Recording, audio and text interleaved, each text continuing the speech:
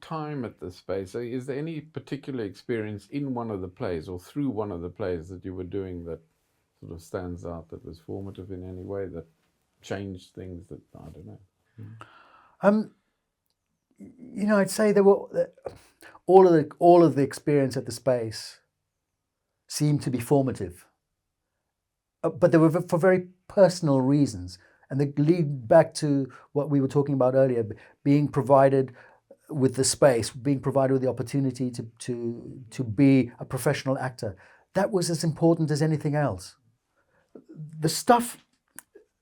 The performance stuff for me was always formative, in the sense that I was a performer in whatever I did, where it was a piece of American stuff. I mean, Tooth for Crime springs to mind because I think the act of being a performer in a piece that I think was iconic for me.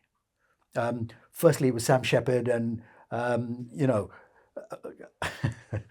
it was about being a rock star. As a performer, being able to get up on stage with a microphone and perform in a very dynamic piece. It said nothing to race. It said nothing to the political situation in South Africa. But that wasn't important. That wasn't as important as for me being an actor of color, being on stage in a lead role. Those things were important to me. They may sound egocentric, and in some respects, it was about the gratification of playing strong roles. That was as important to me as playing material of relevance. Do you know what I mean? So I couldn't say that for me, being involved in a production of any particular play that had relevance to the South African situation struck me in my time as an actor at the space, as much as being a performer that was able to, and in a way, for whoever was seeing it, whether it be a white liberal audience or a mixture of because I think, people from the non-white community came to the space. Obviously, I know my school friends did because it was something they did. They will still say to me today when we meet up years and years later, I remember you in such and such a space, and I will have forgotten those performances. That was as important to me as, if you like, a political statement with a small p, because it meant that the space provided the opportunity for people from the community that I came from to see their fellow members of society in, I guess, a very exciting, dramatic situation, in the spotlight, if you like. Do you see what I'm saying? That it's not so much about the material as seeing the event of a mixed cast on stage. That was important. As a spectator, I'd say the most iconic things that I saw at the space in terms of the South African thing was Statements After an Arrest Under the Immorality Act and The Island. As I say, I don't think I saw Sizwe Banzi there. I think I saw Sizwe Banzi for the first time here in London in 1976 at the Royal Court, because I think by that time they were on a major tour. Because I think Sizwe Banzi happened at the space before I even arrived there. It was one of the opening productions, wasn't it? It was one of those productions that September of the year we opened in March. It was in September. Okay. So,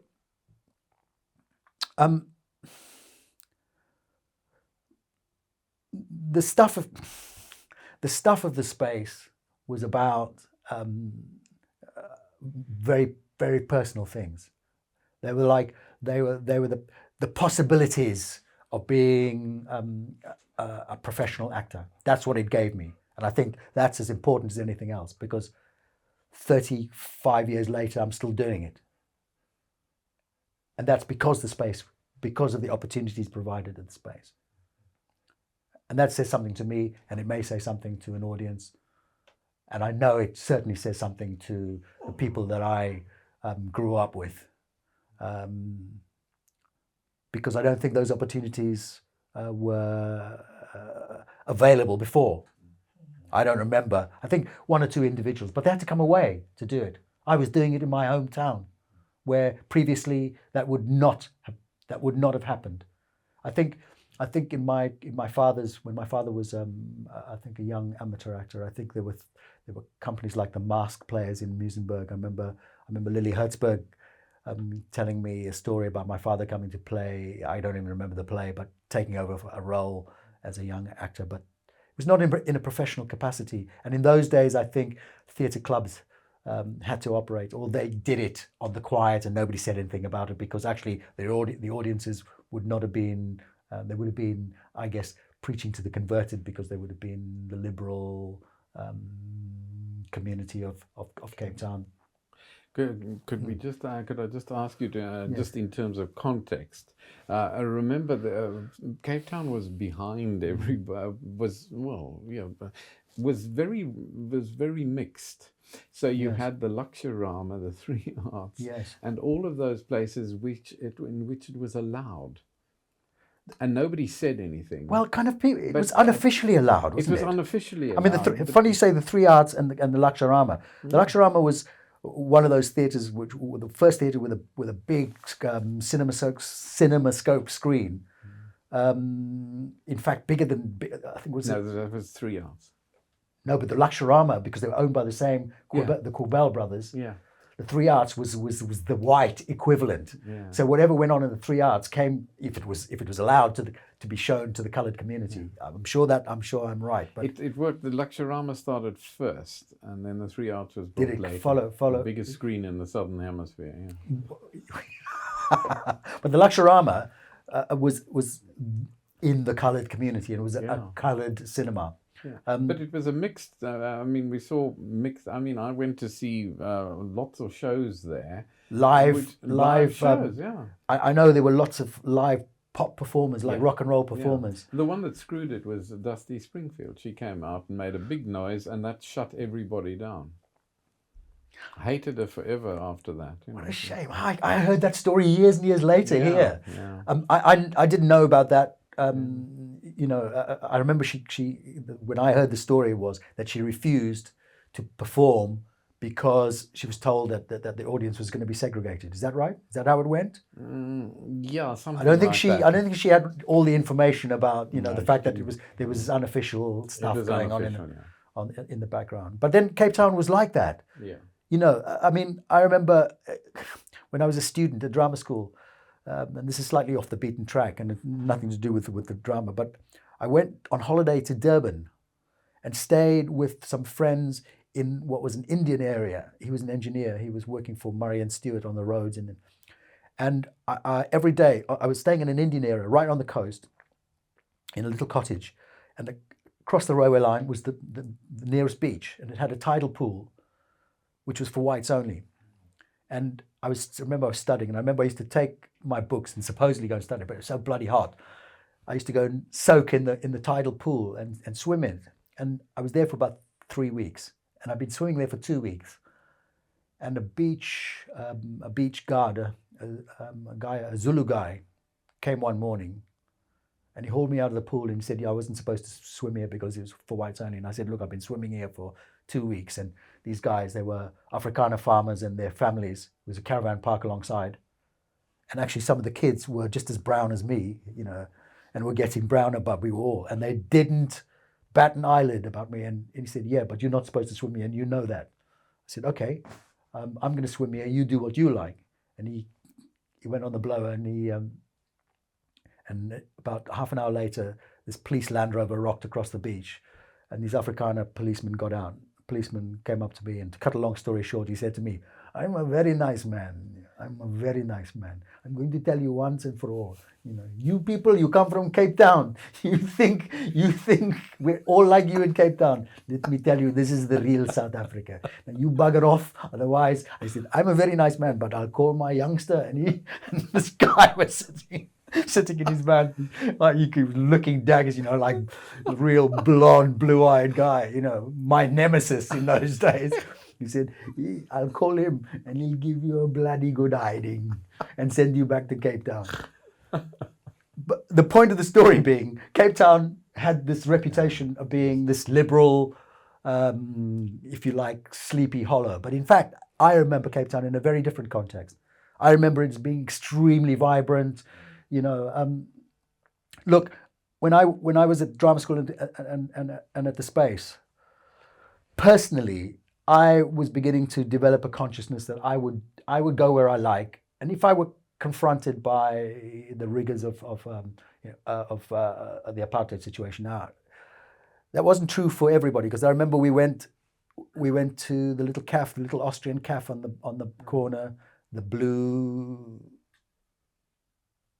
Do you remember it? Yeah. Anyway, the blue something or other.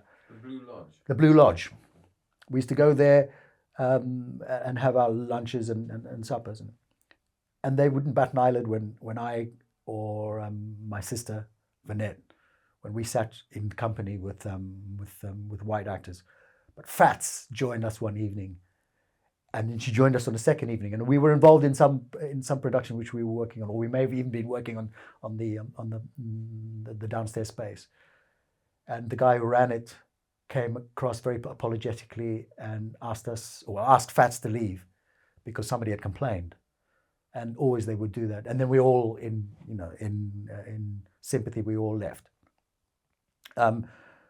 Point of the story being, and we were drifting off the issue of identity and race and the boundaries. That's right, the boundaries that one was willing to cross on a personal level.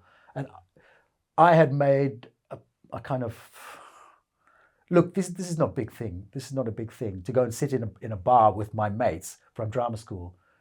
We were challenging something, but not on a great level. You know, invariably, people were too shy, ashamed, polite even to be able to ask us to leave, you know. And Cape Town was like that. You could go and people. I remember waiters and waitresses would come up and say, you know, where are you from? Are you Iranian? Are you Persian? Or where do you come from? You know, and I said, no, I'm from Cape Town. Oh, and then but the point being that unless one confronted these barriers on a personal level and was prepared to take the consequence, I don't think how we could strive toward normalizing the society we lived in. And there were small gestures, and they were more about us as a group of people who were attempting to look beyond our rigid definitions. You know, you're in that little box and you're in that little box, and never the twain shall meet, as the authorities would wish. The Space, I remember the Space provided all those opportunities, because whenever we wanted to meet people across colour lines, the Space was always the opportunity. You know, I could meet people from drama school, and as well as people from the schools the school I went to, the coloured schools I went to. And it would be a quiet little event that for us were little victories. Now, that may mean something to some people, may mean nothing to other people. But for me, they were crossing boundaries and pushing the barriers, so that this idea of divesting oneself of this racial consciousness was a reality, not just something that we talked about. Or yeah, so going to a high school in South Africa, you know, primary school. Well, all of it was segregated, so we didn't know any different. Although my parents were always at pains to tell us that this was not a normal society, in that the kind of education that we were getting was an education that was separated out. And you're very aware of the differences of society. In fact, the kind of thing of knowing your place. But my parents were always at pains to say, you're no different from anybody else. We have to live in this society, and you have to go to school, and the schools that are available to you are unfortunately segregated, but you know, as in coloured primary schools and coloured high schools. And so when I went to Livingston High School, I mean, the teachers who were there were more than just subject teachers. They were like, I guess, mentors, in the sense that they made us very aware that education was the way out of this abnormal society. That if you were to get anywhere, and if you were going to make anything of yourself in a society which you were being told that you were an inferior section merely by the color of your skin, you were inferior intellectually, socially. Education was of paramount importance. It wasn't just you learning the nuts and bolts of physical science or biology or indeed languages. So we were under enormous, I was going to say pressure, but for us it was the diet that was going to feed our sensibilities. And when I say diet, I mean that the teachers, while they couldn't overtly talk about the political situation and define what was wrong and what was not. Obviously, issues like history. History was taught according to the way the Afrikaner regime saw history. All the history books were written from the point of view of the establishment, the white ruling classes' point of view of history. The teachers would subtly undermine that by asking us to examine very carefully, where we were in the context of all of this. I mean, remembering that I came from a section of society which, by the nature of the law, was illegal because whites could not fraternize with blacks and they could not intermarry. It was against the law. So logically, the colored people were not supposed to be there, and they were an accident of history, and all of that. I guess all of that subliminal information that feeds down to young people is that you are not worthy of an education that opened up the world for you. So basically, our teachers were saying to us, you have to be twice, 3, 4 times as good. And those teachers, I think, they kind of performed a job which put their own safety and security in jeopardy. I mean, Livingston High School, as I said, had this reputation. In fact, a good number of the teachers had been arrested. In the year before I came to Livingston, they had been arrested. 2 of them ended up on Robben Island. A lot of them were put under house arrest. Some of them left the teaching profession altogether. Others left the country because they couldn't see a way of educating children under a system of education that was being taken over by the Colored Affairs Department. There were those like my vice principal, who was also my physical science and chemistry teacher, who, by his dignity, his quiet, implanting that seed of education being the way out of this situation, in that we not only had to avail ourselves of the possibilities of the education being offered us, but actually it was incumbent upon us to pass that on to another generation. So I guess the pressure was that while we were being schooled ourselves, is that we had to give this back to the community, because this is the only way that this community could transform itself from being a so-called second-class citizens in their own country to being fully functioning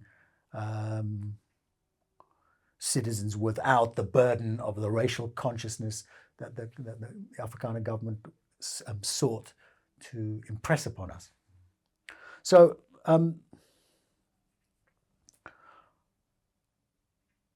as I say, that I felt like my schooling was not just about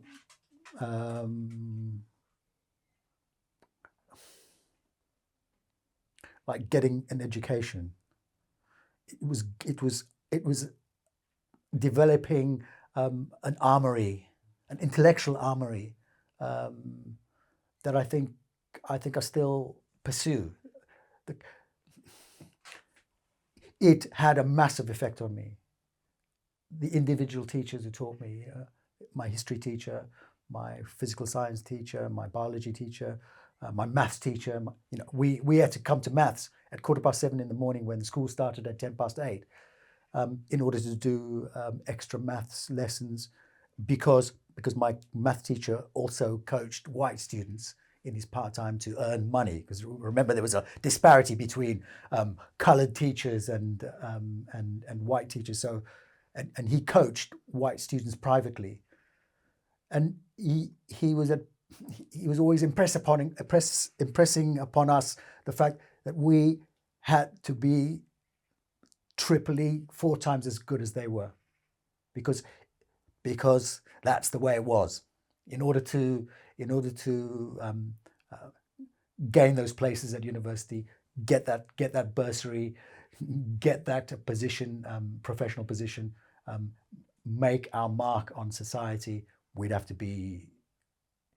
So it wasn't a frivolous education, although I must say I had a brilliant time. I never felt like we were at school and we were waiting to get this over and done with. I would say 90% of the time I was there, because I felt like I was valued along with my colleagues. I remember an occasion when the issue of Bantu education was, I think, coloured education was about to become free, whereas previously we had to pay a small fee and pay for our school books. It was in parity with whites, going to be a free education, but black education, Bantu education, was still going to be having to be paid for, as small as it was. And I remember the Coloured Affairs Department had sent truckloads of books, both textbooks as well as exercise books, and they were all stored in a particular area of the school. And a small committee of us, we were formed, and this was, I think, the core of this committee was made up of standard 8. I was in 9 and 10, I think, at the time. A small core of us of the committee was made up of younger kids who went and nicked the books and got somebody's parents to stack them in their car and drove them after school to Langan Guguletu to just to pass them on. Because I mean, we felt if we were getting it free and they weren't, that we just had to find a way of subverting this. I also remember there were subtle ways in which the Coloured Affairs Department kept tabs on us. We all had to fill in forms about where we came from, what our parents, what classification they were, what our aspirations were. And our teachers subtly indicated to us that we should spoil our ballot papers, because they weren't going to be the instruments of the Coloured Affairs Department. And again, we small groups of us, we went, broke into the classroom in which all these records were kept and destroyed all the files. In fact, we set fire to them, and I mean, we got caught and got caned for it. And we were because I remember the principal at the school was a bit of a collaborator. He towed the line. Let's put it that way. He towed the line, but he threatened us with bringing the police because we burgled the school. But we burgled the school in order to get hold of information that we didn't want the government to have. And I remember it was called vocational studies or something like that, which was a huge ruse. There were things like IQ tests, which we were forced to take, and the teachers again subtly indicated that we should subvert this. So even though the information was of no use to anybody, we still felt that we had to get rid of these files in order to make our protest, as it were. but we got caned for it. I'm rambling a bit about the... No, that's fun. the, Actually, I think you've answered that area. So shall we move on to the censorship debate?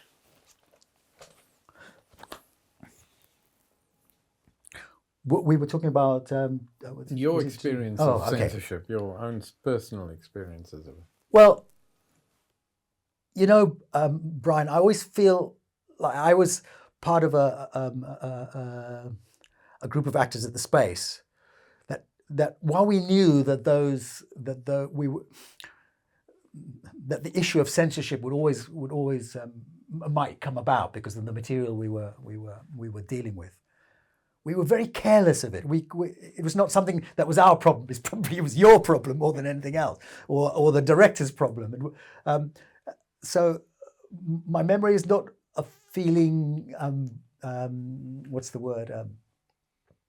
Feeling undermined by the process of censorship, except on I think the occasion was with Peter Ace's play Carnival, and again. It's ironic that I didn't even have a speaking part in there. I think I played a Portuguese sailor who couldn't speak English or Afrikaans, who was present among the whores. But I remember the material, and I think it was the fact that I was a character of colour. Was that the issue that led to the play Big Band, or was it the material that had to do with? I think it was both. Okay, the material having to do with the lives of the whores of Carnival Court. And the fact that they were speaking Afrikaans. When he wrote in English, they didn't ban him half as much as when he wrote in Afrikaans.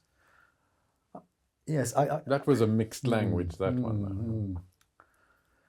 Yeah, I mean, I remember the issue of censorship in relation to A Different Shade of Grey, the play that I directed.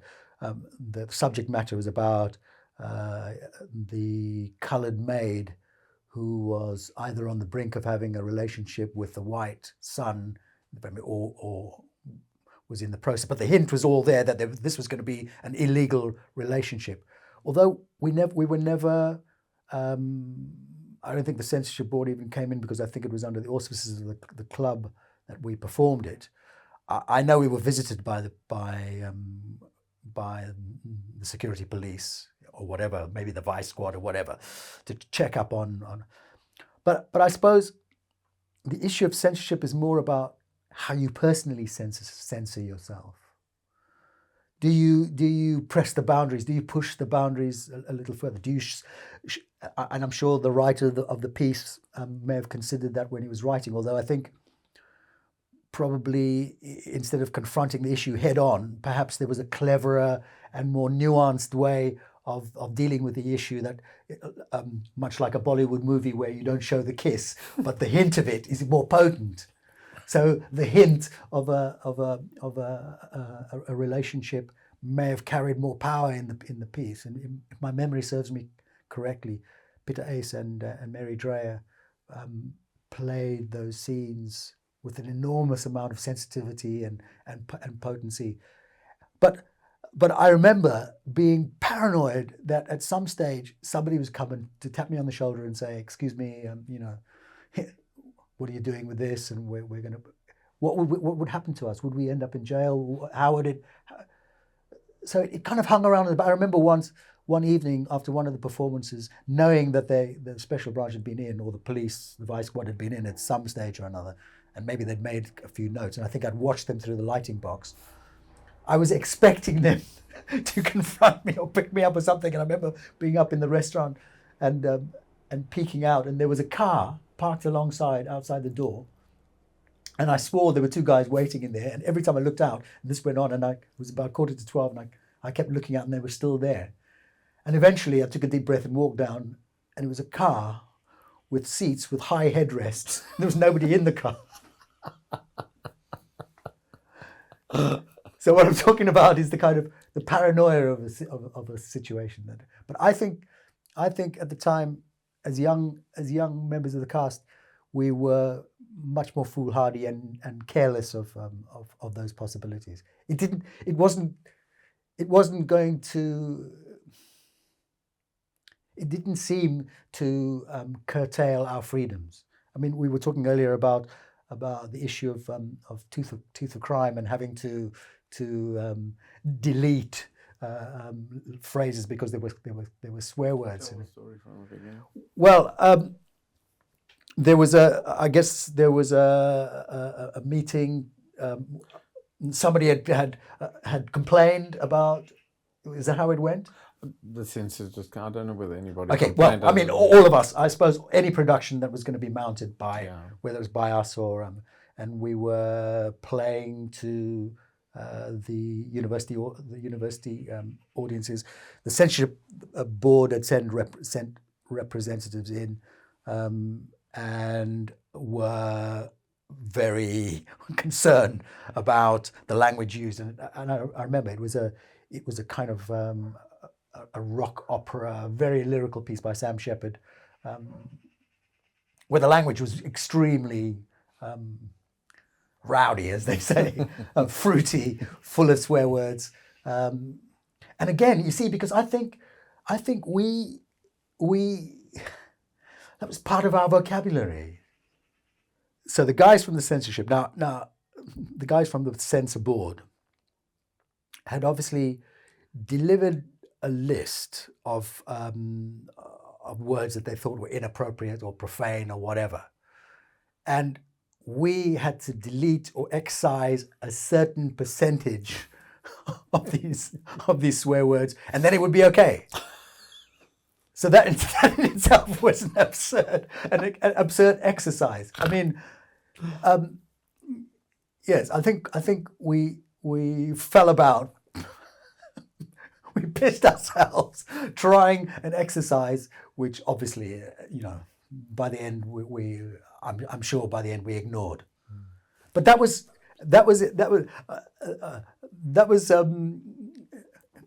these were the things that were for us absurd, because actually I think we were dealing with the changes in attitude, and I think we probably were wanting to be as provocative and challenging as we could, because that's what our culture was about.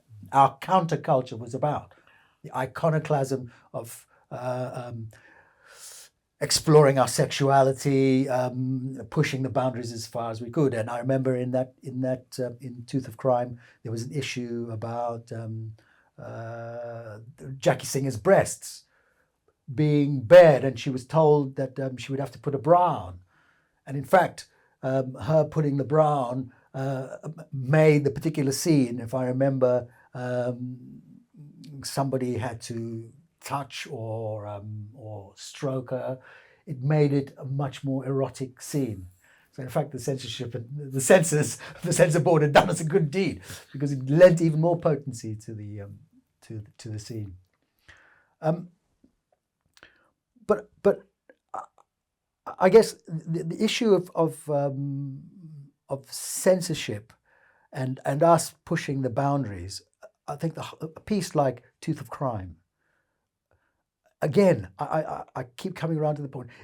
It's more the act of actually doing these extraordinary things and being seen to do them. I mean, I was fulfilling the dream of being a rock star with a microphone, singing through a huge amplified system, gyrating around a stage, and I think those were things that, I mean, to a present day audience, or even to say an audience in London, wouldn't be such an enormously provocative or challenging thing. But for us in South Africa at that particular time, we felt like we were on a cloud, because we felt like we were breaking boundaries, and to see a performance with guitarists, I'm sure was rock guitarists, a rock band, with a potent play like Tooth of Crime. I'm sure that wasn't happening anywhere else in South Africa at the time.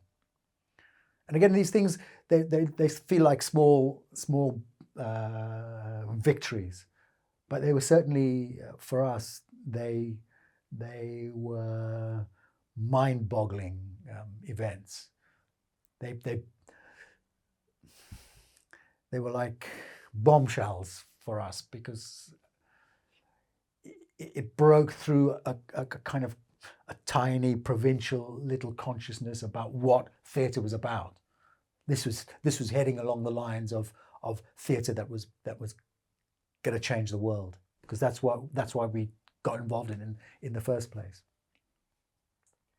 Right. Mm. The two policemen. The description of the two policemen. Okay. Yeah, well, I think it was during A Different Shade of Grey. These two guys arrived at the box office, and I mean, there'd been a frisson anyway about we were expecting a visit from the censorship board, but possibly the Vice Squad or whoever. But anyway, we spotted these two guys, and one of them was dressed in a safari suit, and one of them had like an light olive green suit, ill-fitting. He looked to me like a farm boy that had been given an assignment to go and see this piece of theatre and tell them whether it was going to contravene any laws. And I mean, there were ludicrous figures, but I remember for us, the seriousness of the possibility of being arrested or whatever certainly hung around. They were, I mean, it's about what goes on in your head rather than the reality of it. Because I mean, I'm sure we were small potatoes compared to what they were really looking for. I mean, I'd love to say that we were subversive in a way, but I think we were subversive not with huge gestures of protest that would attract the opprobrium of the state. But for us, they were meaningful because it meant that we, on a very personal level, were changing ourselves and the way we related to each other as South Africans, I guess. I think I was still at drama school when I went and saw my first productions at the Space. I mean, the Space for us, for students, we were becoming aware of it as a venue for alternative pieces of theatre, and for us, that was the most exciting thing that began to loom up on the horizon. Because up to then, my experience of the theatre was my father's amateur productions with fellow teachers, like productions of Macbeth that had gone on tour, performed in church halls. I don't think I'd ever been, except my childhood in Coventry when I was in the lighting box of the Belgrade Theatre. So when the Space came along in Cape Town, for us as like young actors just out of our teens, the excitement was enormous. And I think one of the first productions I saw there was The Indian Wants the Bronx, a piece by Israel Horovitz about an Indian guy in a telephone box, having newly arrived in New York, looking for his relatives, but not being able to speak a word of English, and these two young white thugs coming along and basically intimidating him. And again, the narrative and the plot of the piece escapes my memory, but the impact of seeing a theatre piece, a live theatre piece about the issues of race, I think was like a bombshell. And I say that because it kind of pierces your consciousness with such impact that you feel like this was a piece of theatre that spoke about your experience. I mean, none of us living in South Africa at the time was immune from an experience like that, being intimidated by young white thugs. All of us, people of colour, and particularly young people of colour, had all been in a situation like that. But to see it being explored as a piece of theatre, I guess the idea of catharsis begins to mean something, take on a very real, visceral meaning. And the Indian Once the Bronx was one of those pieces that just blew my head off. I can't be more articulate about it than that, because it's an emotional memory more than it is an intellectual memory. I mean, I can probably write a thesis about it and what it means, but emotionally it made an enormous impact on me, because I think I felt as a young actor that there was a reason for getting involved in the creative process that the space would offer. 5 words that say something about the space. Well, inspiration springs to mind. I mean, opportunity. Actually, talk to Brian. Sorry. Right. Yeah. I guess the words that spring to mind when I think about my experience at the space would be, firstly, the opportunity, and the opportunity to have a platform, to have a voice. And however, at the time, perhaps full of passion, loud, raucous, at least it was a voice. It may have lacked finesse, but the fact that it provided the opportunity to get up and have that expression as a young actor was enormous.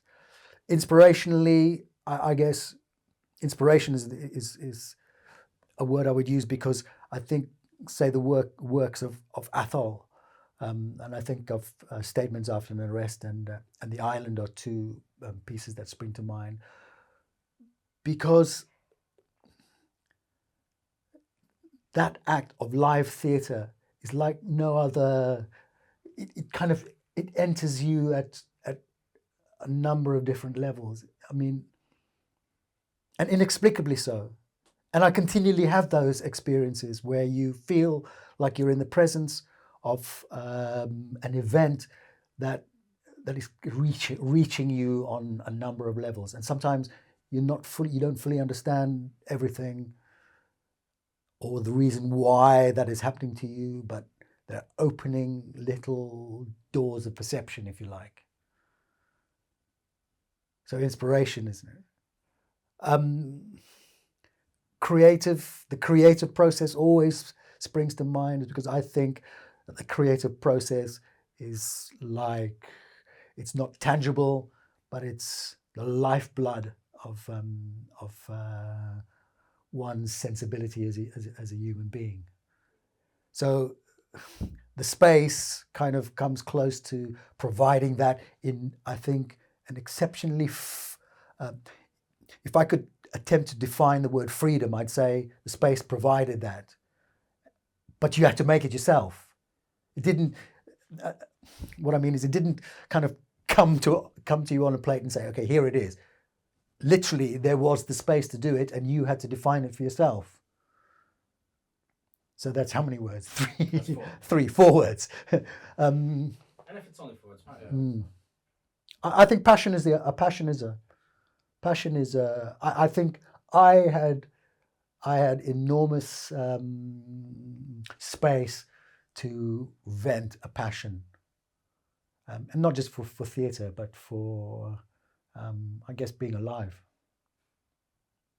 and that as a young actor, as a stage manager, as being part of building the downstairs space. And almost the night we put the last rivet in the last bit of lighting bar, having to go on and perform, I think it was Fortune in Men's Eyes, I think it may be in the first production that we did. Whatever. That's a feeling that I've got nowhere else. To be able to create the space that you work in. And it keeps repeating itself. I remember on the production that I've been involved in at the moment, that feeling of being in the presence of an event that kind of changes the way you are because it enters your being. Watching my fellow actors play another, and this is just the first run through of our piece about Afghanistan, and watching, I think it was the last play in the program, a play about young soldiers dealing with the issues of Afghanistan and then having to come home and deal with normal civilian life, moved me to tears. And I think, again, it's to do with those doors of perception that I think my involvement working at the space certainly formed that sensitivity and sensibility.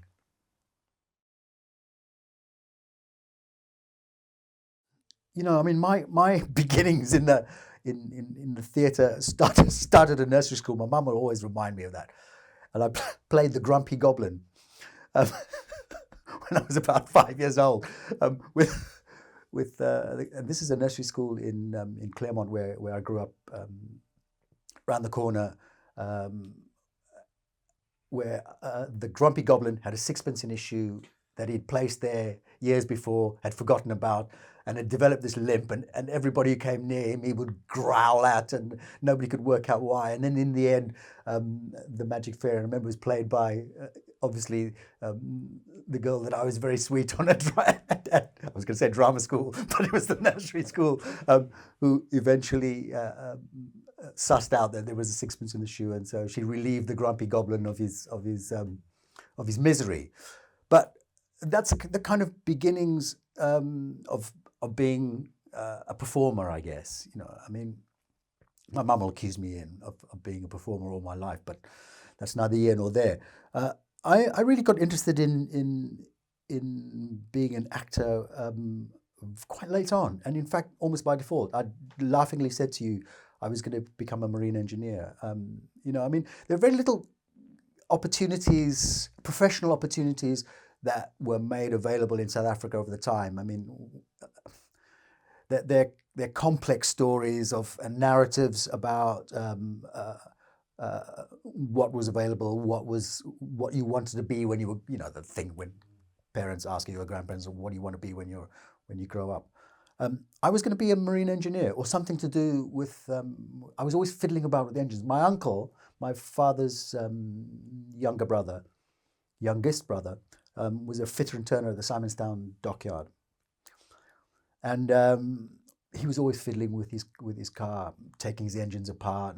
And as a young child growing up in the same house, I was heavily influenced by him. So I would sit next to him, and he taught me how to hand him spanners, you know, which way to hold a spanner, and obviously those things are incredibly formative. So being an engineer started to be a little embryo that grew and grew and grew. When I went from primary school to high school, it kind of influenced the courses I was taking. But then, you know, going to high school in South Africa at the time, it was a segregated school. It was a coloured high school. Although I would say the teachers that taught me rejected all those labels. They were their raison d'etre for being in an education system was to teach children regardless of who they were. They weren't coloured children or black children or Indian children or white kids.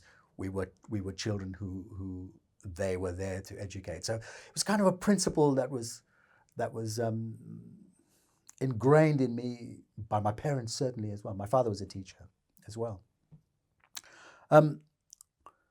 So going to high school, and particularly the high school I went to Livingston High School in Claremont, which had a whole history of political take on what education was about. It wasn't just about reading, writing, and arithmetic. It was about preparing one to be a citizen of a non-racial society, and it's with me ever since. I mean, I can't. It's a kind of a consciousness and a sensibility that I can't. It's what forms me.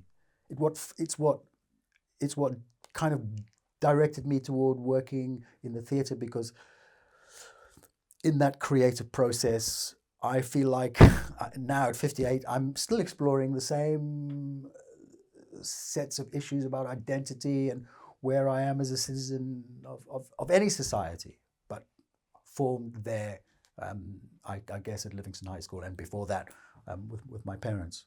But anyway, could we just make Yeah. it clear, because this is something that I found out recently. People know nothing about that. So as you're talking there, just make sure clear that was a segregated high school. Yeah. Yes, it was. It was only one color was allowed. Yes, in fact, a little anecdote about that. When I arrived there in Standard 6, which was then Standard 6, I don't know what the new gradings are, Livingston High School had been open to black students as well. And when I say black students, I mean African students from Langa, Gugule to the townships. Except that it was no longer under the auspices of the the provincial education department. It was beginning to move under the influence of the Coloured Affairs Department. And the Coloured Affairs Department, along with all the other laws of segregation, obviously didn't want African students in the school. They had to leave. And in fact, the school and the governors and the teaching staff fought very hard to have the students doing standard 9 and 10. Now, as I understood, there were very few schools, if any, in Langa and Guguletu that accommodated matriculant students, i.e. 9 and 10. So when I arrived in standard 6, there were about 9 or 10 African students who were allowed to finish off their 9 and 10 course. The issue of education always was bubbling in the background at my school. Again, our parents, the stuff we picked up because of our parents' involvement. My dad was very involved with a number of political forums, had probably flirted with quite a number of left-wing, Leninists, Marxist-Leninists, Trotskyite groups in the past, was a teacher. So the idea of political action and activism was very ingrained in our education. And these black students, they were allowed to finish their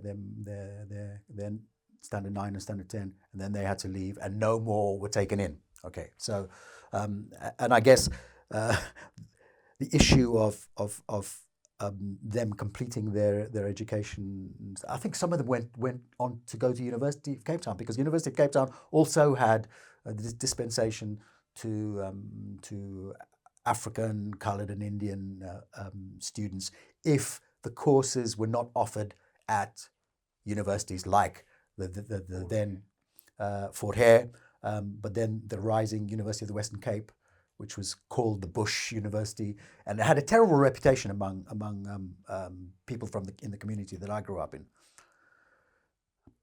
Reputation because it was an Afrikaans medium school. I got into the drama school at Cape Town because it didn't have a drama department down at the University of the Western Cape. But I had to apply for permission. I had to write to the Coloured Affairs Department, fill out a form, and apply for special permission to study drama at University of Cape Town. But just to take a few steps backwards. So I was going to become an engineer.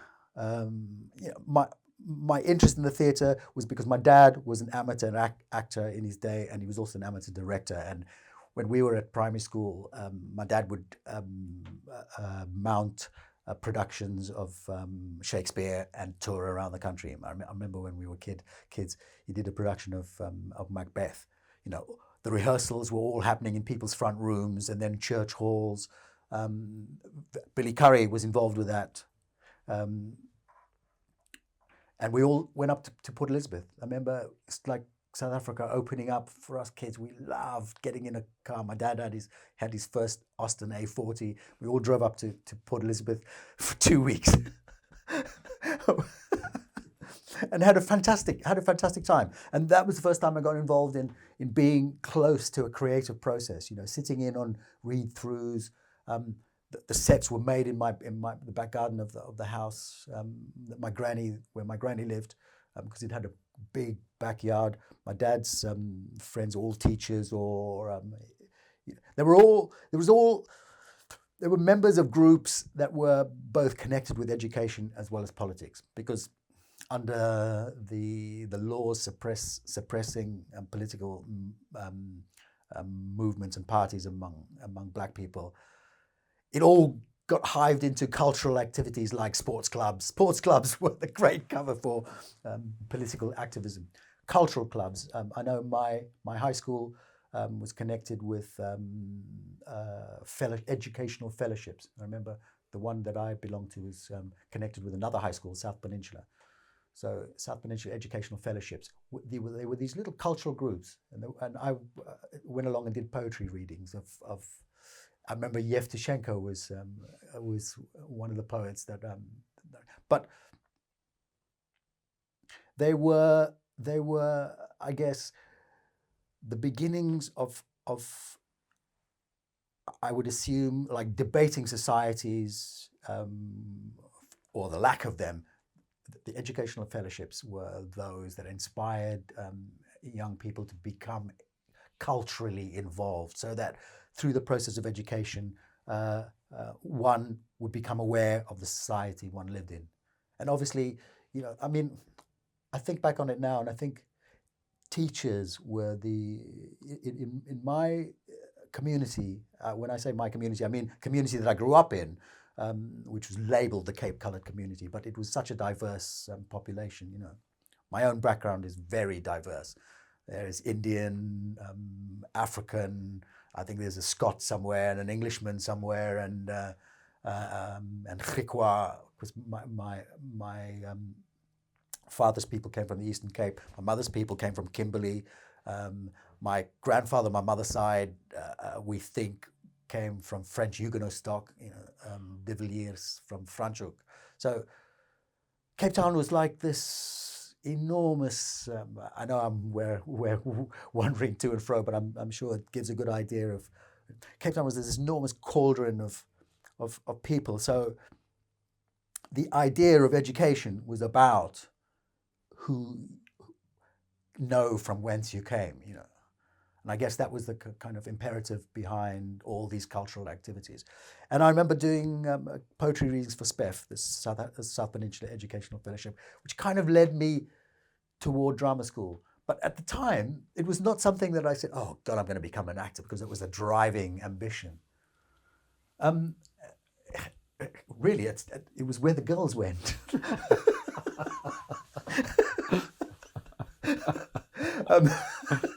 So one could say the imperative was hormonal rather than but I'm being facetious here. Oh no, you're not. But going back to my high school, in comparison, say, with what I knew of white high schools. Now remember, the segregation, the policies of the government worked extremely well. White students that I came across were few and far between. My parents had a very diverse group of friends. I remember, through my dad's teaching work, my dad's political work, but specifically the cultural stuff he did, the theatrical work he did. There were always parties in my house who were very diverse, and extremely exciting for a young person growing up.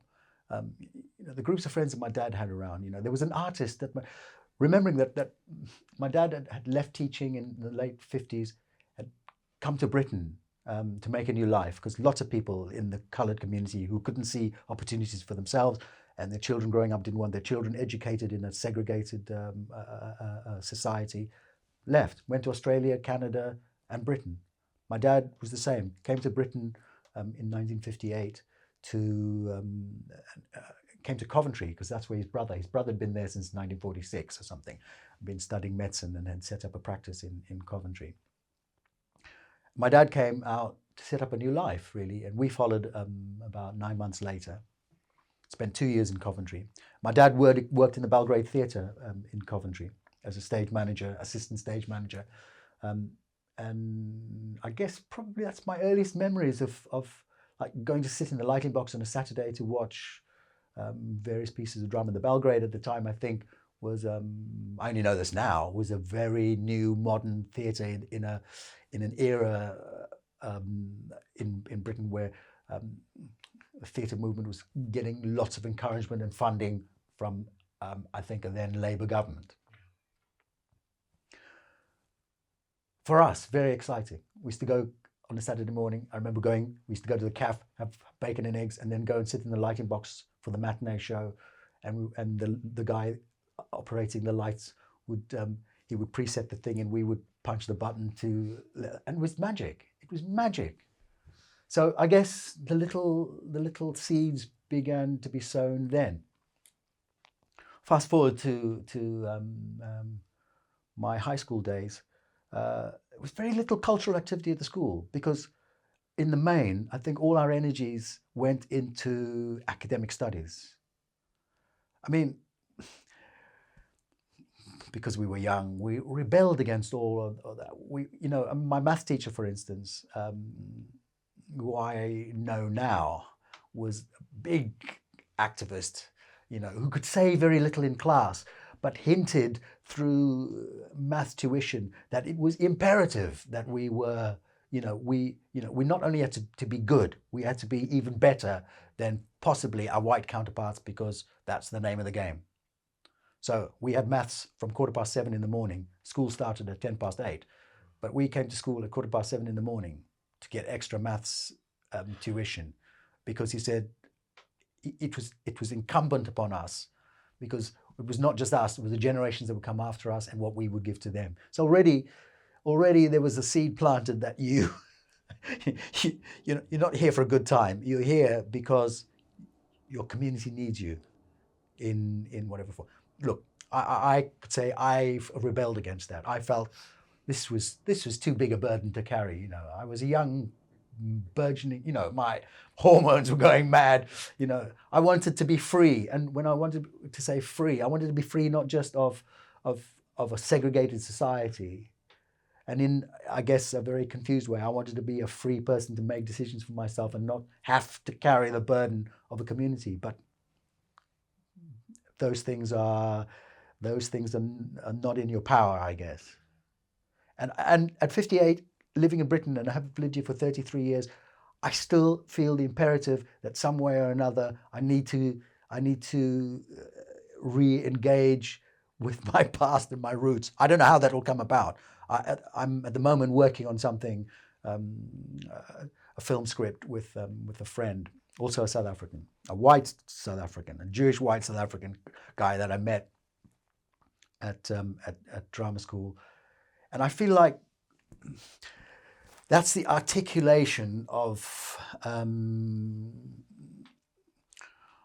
journey that I think I started out then, trying to define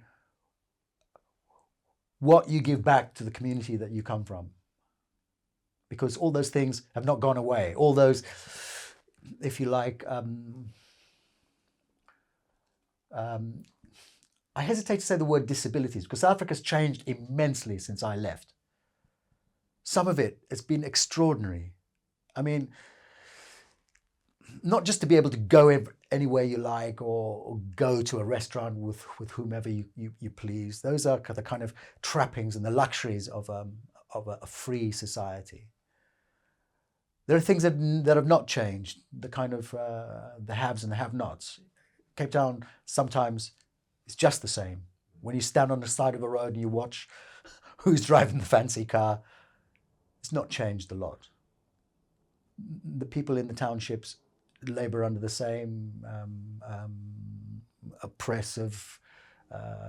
Okay, so it's not to do with colour, but it's an economic thing where and again it comes back to education, doesn't it? In the end, so all the imperatives that perhaps I felt tied down and burdened by, they're still there. They're still there. I mean, going from my high school to do drama at UCT, I guess was a luxury. If I'd pursued the other course and become a marine engineer, following because I think in the end what it's about was, from both my parents and my teachers, unlocking ambition, unlocking the aspiration to make something of yourself. But also it was about like the desire and to discover, I guess. And still today, I could quite easily, and for years and years and years, I used to ride a motorcycle. Every 3 or 4 years, I'd take the engine out, split and take it apart and put it together again, because it felt like it was a metaphor for reconstructing another 5-year plan, to go forward in a way that I think one involved in a creative process always comes to a point where you re-examine what the hell you're doing. Why is it that you're involved in this process of for me, the question I ask myself, being an actor? What is it giving back to the society that you live in? I mean, I'm living in Britain for 33 years. I think all the theatrical experience that I have relate back to my childhood, my teenage years, and as a young actor working in Cape Town. In the sense that I think my imperatives and what I desire out of that creative process has been somehow connected to saying something to the society that you live in. All right, so there's a component of entertainment. There's the component of being enjoying being in the limelight. But actually, at the core of it is something else for me. And I guess that started way back when, at drama school, when, in my first year, I was stumbling through, as I guess lots of first year students, what am I doing here? Do I belong here? And that, for me, had so many tensions. Do I belong here because actually I'm one of only 2 non-white students in my year? Of course I belong here. My rational being, my intellectual being was saying, of course I belong here. This is not just a privilege. I belong here. This is, I'm a South African in a South African society. But, after years and years of segregated education, there's always going to be the tension of this is not really the place for me. And, I remember my first year in drama school, where the rest of the class went off and did choral speaking, and they were entered in the Eisteddfods. And my voice teacher pulled me out and said, actually, you and Colin were the other black student in the you need a bit more attention to your vowels and, And what I wanted them to say was to be honest and say, listen, this is a situation we have no control over. We can't enter you into your choral verse speaking class to this Eisteddfod because it's only open to whites. We knew it. I mean, we weren't dumb. But I guess one swallows those bitter pills because there were other benefits. I mean,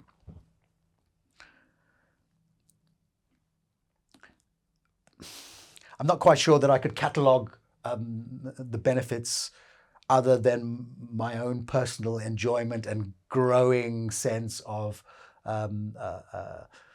being involved in a process like becoming an actor. That was extraordinarily revealing to me, because I was discovering myself. I was being given the opportunity to discover who I was, how I carried myself, how I discovered this world that I was living in, and not just about South Africa, but to do with language, to do with a sense of identity, a sense of personal identity, my gender, my sexuality, all those things. I felt like here I was being given an opportunity, and I was going to grab it with both hands and run with it. I think when I look back upon it, I think there were times when I regret not being able to grab alongside of that what was then a kind of burgeoning consciousness of being part of a part of society that was beginning to define things for itself collectively. And I'm talking about the so-called colored community, but more than that, the rise of a black consciousness. I kind of rejected it somehow because I felt, it's the first time I've actually said that. I rejected it because I felt like it was a reverse racial consciousness that I was trying to divest myself of. What I wasn't taking into account was that it was part of a process where not just an individual was divesting themselves of a racial consciousness, but a whole society was having to do that. And the way to do it was by affirming that black consciousness. I see that now with 2020 hindsight. Also because my consciousness was beginning to be defined by the people I was working with. And to a certain extent, some of those people I still know now. I think of my friend Paul, think of yourself. I think of the people that I met at the space. They were kind of defining times, the early 70s for me. And I guess everybody will say that about the times when they were in their early 20s. I'm sure they were, But for me in South Africa, they were about not narrowing down my vision, whatever that vision was, not narrowing it down by a dogmatic political frame of reference, if you like. Now, one can define that as being selfish, and I would say, yeah, I'm defensive about it. I was selfish because what I wanted to see evolve was somebody that was divested of a racial consciousness, because there's nothing that whenever I get involved in a conversation with South Africans, we quickly define ourselves by our racial demographic, if you like, where we've come from, and some of that is quite convenient, and some of that is like a thing that's been implanted that you will never divest yourself of. And sometimes I look at my children and they don't have it. They'll go to South Africa and they'll make friends with whomever the hell they make friends with. And it's not defined by where you fit into the conversation. Like I remember whenever there was a story of an accident, my parents or my grandparents always wanted to know, was the kid colored or black or Indian, or what did it matter? He was either injured or dead or escaped with his life or her life, but it was curious to know that whenever there was something dramatic going on, what racial population group did they come from? And still today, you go back to in South Africa, and the idea of race defines how we think and approach the issue. And I guess my tension has always been needing to divest myself of it, but at the same time having to acknowledge that that's where, if I were to think about going back to South Africa in order to give back some of what I have gained in my experience for 58 years on this planet, I know where I would go and do that. It would be in places like Athlone or the townships, because it would have to be a process of rediscovering all those things for myself, because South Africa has changed enormously since I left it.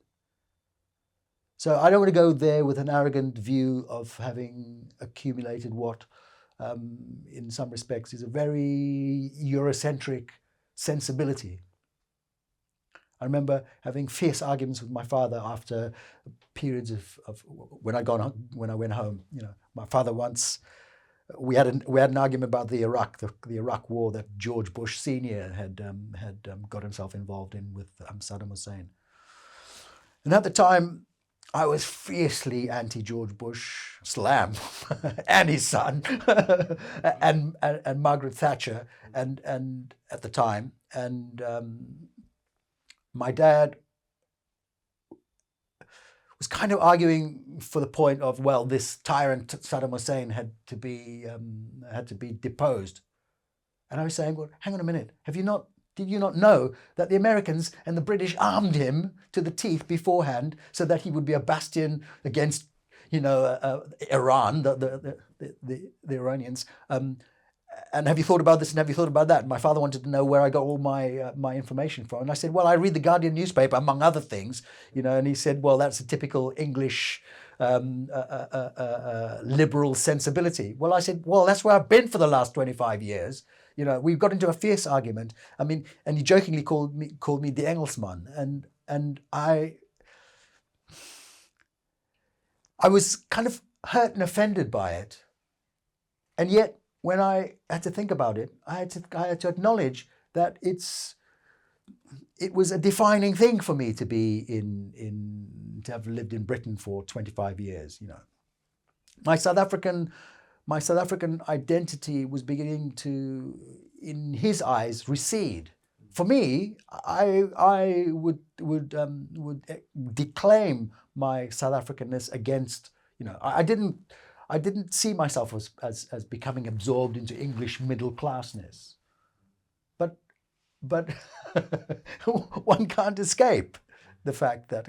But I would say that I think I've defined my South Africanness even more fiercely being outside of South Africa than being inside of it. Okay, so I saw my activism in the work I did, and I'm not going to make great claims for the kind of work that I got involved with, and say yes, it was always political theatre, because it wasn't. Because actually, my way of defining it was actually in terms of the theatricality of it, and people seeing on stage a group of people. I'm talking about the theatre groups I got involved in that had a very diverse acting company. We worked in children's theatre. I worked in children's theatre for a good few years, first coming to Britain. I got involved with companies like Joint Stock. And then Tara Arts, again, kind of categorized as an Asian theatre company, but actually a company whose the acting company came from a very diverse background. Chinese, African, white, Irish, Punjabi, Indian, and what it said to its audience was here was a company of very diverse performers dealing with. Because I remember Tara Arts, for instance, used Shakespeare and Molière as their source material, but kind of put it through the filter of the company of people that performed it. So all these diverse performers would be looking to their own cultural roots to redefine this Eurocentric material, to make a statement about who we were as immigrants in a Eurocentric society. For me, those are the valuable things about being involved in a creative process.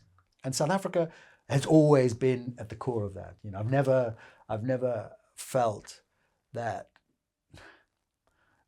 I needed to get rid of my South Africanness in order to continue.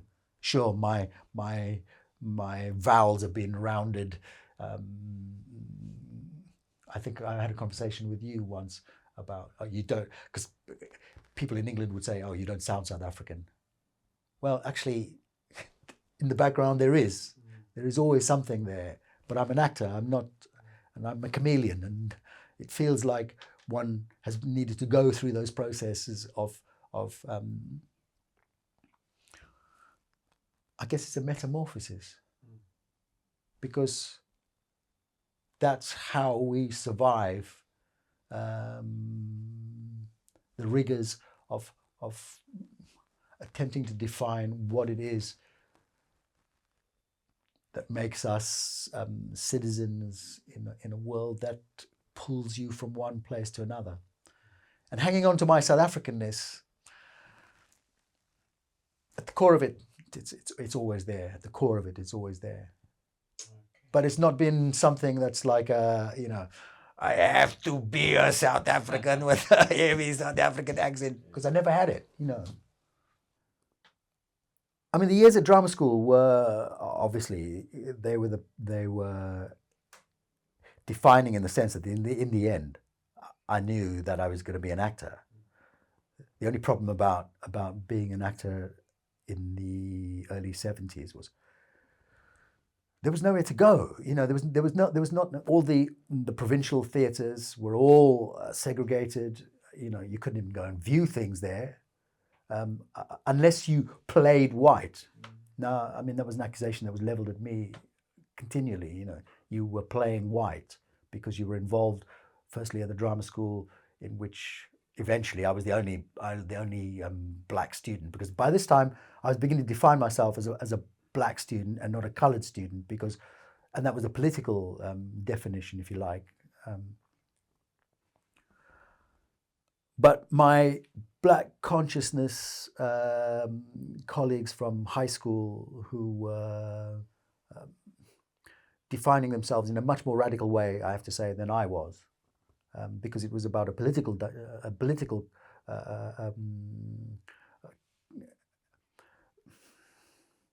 aligning oneself with a political identity. Mine, I think, was to do with a cultural, political identity, and my identity as a young actor, not bound by any dogma, not bound by a cultural dogma or a political dogma, but seeing myself as part of a growing group of people. I'm talking about my fellow actors at drama school, who I felt and trusted and had bonded with, who I felt were some of them also looking for an identity, and also saw themselves as outsiders. I'm thinking of people like Paul Hertzberg, who came from a Jewish background.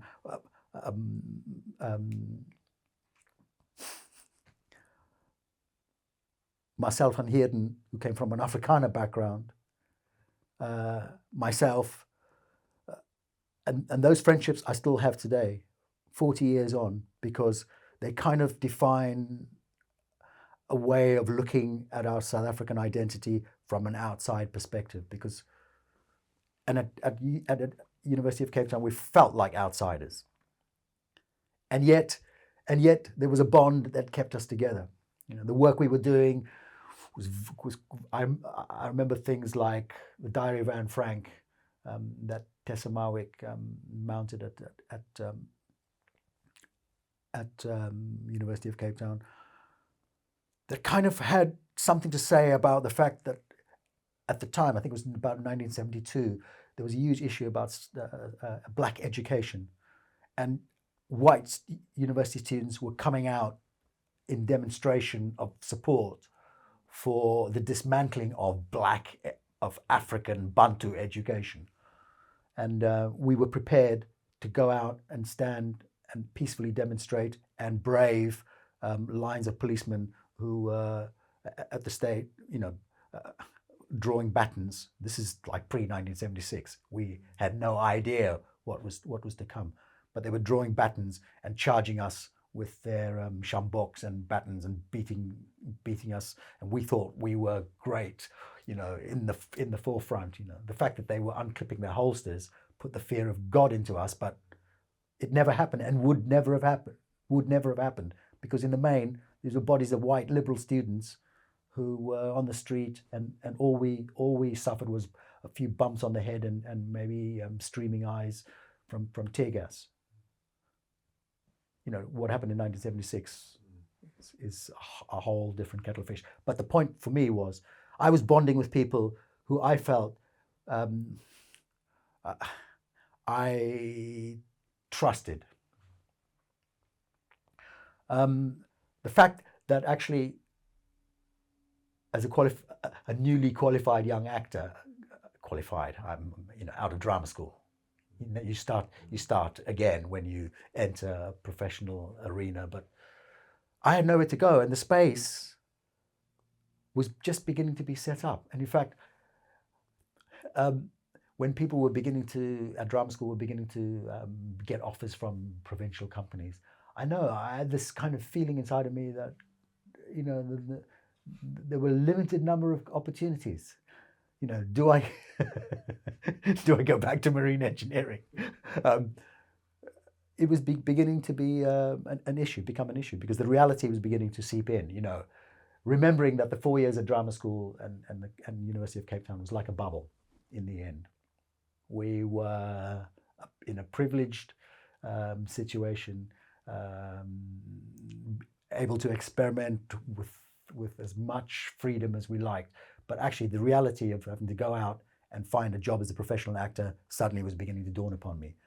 And there were my fellow students were beginning to get offers and, you know, beginning to be seen. And I was excluded from all of that because there was no possibility within South Africa.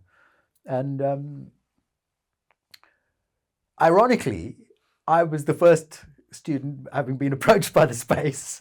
Yourself, Brian. I think it was you spoke to me. You'd come to see a production at drama school, and you spoke to me about that you were setting up this company at the space, and that you were wanting to create a company which was a multiracial company, because you thought that was the important direction in which this theatre, it was going to go by come hell or high water. And would I like to be part of that company? And ironically, here I was with a firm job offer, and I remember thinking, yes! Okay, so it was 25 rand a week, but you know, that wasn't the issue. The issue was not, it was not about what you were going to get paid per week, although it became an issue later on. But what it did was suddenly to have the possibility of joining a company that was beginning to make waves and I think it had only been in existence for about 18 months. When I mean, obviously the planning had gone on beforehand, but I'm sure we as young students became aware that here was this venue which was becoming a venue for very radical, very progressive theatre, that was getting the opportunity to put on plays that had some relevance to a South African situation. Can you talk about the first productions you saw there before you joined? I think the first production I saw there was Gilgamesh. And I think Marcel was in it. Tessa directed it. Jackie Singer was in it, and Ben Decker was in it. And I can't honestly say that I understood the context or even the narrative of it, but what was striking about it was a kind of it's like reading a fairy story for the first time. You're not quite sure what the message that was being delivered, but the stunning visual, the spareness of it, the fact that this group of actors went up the upstairs space. And I think it was the opening of the upstairs space. It's called the outer. Was it called the outer space? The upper space. Okay, the upper space. Bare boards. Extremely exciting visual stuff, as I say, very spare. I always say that's where my kind of attraction to a bare black space with the bare essentials in it to create this, so that all the focus was what was happening on stage and what was coming through the medium of it was very physical theatre, as I remember. Another remarkable production I remember was The Indian Wants the Bronx, with Billy Currie and Bill Flynn and Paul Slab. No, Chris Prophet. Chris Prophet and Billy Flynn and Billy Currie. That was also Israel Horovitz, wasn't it? I was astonished by, firstly, the kind of the style of performance. You know, Billy Flynn and Chris Prophet and Billy Currie. They felt like they were this well-oiled machine, and the piece was extraordinary. The racism that he was dealing with,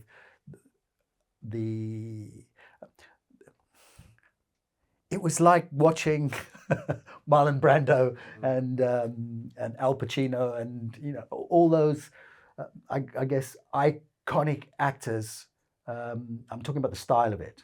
It's when theatre really began to kind of give me a buzz, a creative buzz, but as because what I could see were the possibilities of putting material that had some relevance to who I was in relation to the society that I lived in. Of course, there was Sizwe Banzi, which I think, if my memory serves me correctly, I didn't see the production that was mounted at Space. I think I saw the later one, The Island, that came a bit later, because I think it was in either my first year or just before I joined the Space. But all those things gave me it heartened me. It gave me the encouragement and confidence to know that as a young actor of color in South Africa, the possibilities were enormous. And in fact, the idea of going to perform Shakespeare in the park in Maynardville or down at the Nickel receded rapidly to the sideline. I had no desire to go near those places. And funnily enough, still today, I rarely, when I go to Cape Town, venture near those places, because I feel like they're the bastions of a kind of cultural colonialism that I never wanted in the first place. So to be given the opportunity to work in a company like the Space, where I remember at the time, loads of material that British equity and American equity and the European equivalents were not allowing their playwrights to perform in South Africa. The Space got hold of very extraordinary writers like Trevor Griffiths, Harold Pinter, Donald Howarth, all those, you know, and they were writers that were just like entering one's consciousness. Now, actually, Athel's work was the most extraordinary for me. I mean, seeing Statements After an Arrest Under the Immorality Act, People Are Living There, Hello and Goodbye. Those are all the things that were dynamic pieces that inspired me as a young actor, because I wanted the same stuff. What was missing was the writing and the material, but the Space at least provided the opportunity to, I guess, make those same transpositions, if that's the correct word, from American or European work to a South African context. Because, I mean, even something as seemingly disconnected from a South African context like Magic Afternoon, the fact that we were a mixed company playing that piece, as a South African audience, you couldn't but look at it and say, that's closer to home, because actually they're dealing with real people. I don't think we put on German accents or American accents. We played it from ourselves. And I remember that production particularly because the way Dimitri was directing it and drawing performances out of us was about who we were and how we defined ourselves and used our skills as actors to present a piece. I remember Magic Afternoon was about, it's quite nihilistic if I remember. It was about the drug culture, but who we were as human beings and why we were on this planet. I think it was investigating issues as profound as that. At the time, I remember feeling it was just a great piece to act because of the way Dimitri was taking it apart and putting it together and plumbing our ability to be as truthful as we can, divesting ourselves of the theatricality of it, but ultimately by distilling that core, making an extremely theatrical event. It was an incredibly violent play, and it was one of the plays that got more response from an audience than a lot of the other ones we did. I remember one evening leaving at the end for the stage management to lock up, but the audience was just coming out, going to a party and coming back through town, driving past, and there was this bloody crowd standing outside the space, and it was locked up, and I went down, and I remember Molly Maltino. Do you remember her? I wish she was around to be talking. It was one of our faithful, and they were all there. There were about 30 people. They're still arguing about the play at somewhere in the region of 12:30 at night. It was the most extraordinary time. Anyway, sorry. Did you ever see, could I just ask, Othello / Blancas? No. That's Don Lowers. Yeah. No, I never saw that. Interested to talk about that. Anyhow. And then you came into the company. Then I came into the company. So moving from drama school, where I guess what I've always felt was missing was like the material to work on, the indigenous material. Now, I was most intent on being an actor, but I guess probably what we needed to be was actor, writer, entrepreneur in order to do, because I'm sure there were people who came after and people who'd gone before. Just for me, my intention was to explore my desire to be an actor and what that was about, and also actually to broaden my horizons.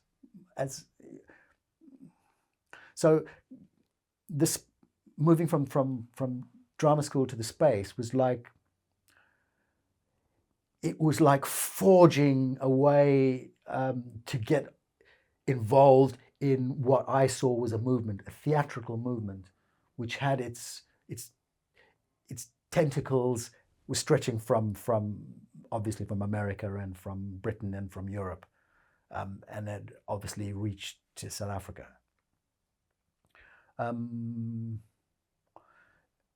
It was about a theatrical movement that I guess Tessa Marwick was very instrumental in the way she taught, in the way she directed, in the way. So it didn't really matter what the material was about. It was actually about one's sensibility as an actor. And that was what was drawing me to begin to explore and coming to the space. I think most of the material we did there was American and British and European. So what I'm saying is they were outside of a South African context. I don't think there was much material that was South African, indigenous South African stuff that I could get my teeth into. There was no indigenous South African stuff at that time. Other than Fugard and one or two others. I guess in an English language or an Afrikaans language medium, I'm sure there was a hell of a lot of stuff that was happening on the outside. I mean, John Carney and Winston Chorn's work with The Island and Sizwe, they were astonishing pieces, which for me were breathtaking, but they were inspirational. Do you know what I mean? I wanted to do as iconic bits of work, but but there was stuff on. I remember there's a guy, Ronnie Govender, in Durban. I remember seeing things. There was also Adam Small, Adam Small's Kana. I remember seeing that when I was at I think I must have joined the space by then. But there were very few and far between. Cunner, I remember Cunner was astonishing. I went down to University of Western Cape. My dad was very friendly with Adam Small, and saw a production there because they had a drama society down there. Again, those.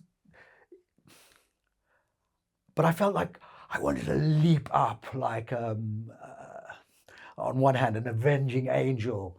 I don't know what I wanted to avenge, but it was certainly about ridding oneself of oppressive chains which clamped one to I still have this thing about performing Shakespeare. Shakespeare, I know, is the kind of epitome in the English language of a kind of theatre, but I don't aspire to playing those great parts. Macbeth. It's lovely to say those words and be part of a culture of which those words and the way they're written are the pinnacle. But they don't inspire me in the way that, say, Sizwe Banzi does, or The Island, or Statements After an Arrest, because they say nothing to me about who I am on the planet. I don't know if that makes sense, but as a young actor, those were not my aspirational pieces of work. My aspirational pieces of work were completely original. I don't think yet, so for me always, it's new work that inspires me. So when at the moment I'm involved with this program of work about Afghanistan at the Tricycle. The characters I play there are in the main Afghan characters, but the writing is all original and new. And the characters that I play, I'm the first actor to utter those words. And that for me is the most fulfilling work and gratifying work. And I guess those imperatives were defined by work at the space, because I think very easily I could have left drama school and gone, okay, that was a great experience, but there's nothing for me here, and I'll leave it behind and I'll go backpacking, because that's what I ultimately did when I left the space. But the space provided the space, and that's what its intentions were, to provide a space, to have a voice. And I think that voice became, it may be loud and probably raucous and full of fire and intent, and maybe not as rational as one would have liked to have been. But you're not all of those things when you're 22 and 23 and full of it and wanting to make your mark. Space gave me the ability to, a platform, and indeed it was like a launching pad, because from there I kind of came to Europe full of passion to be able to make something of myself as an actor. And without the space, I don't think that would have been there.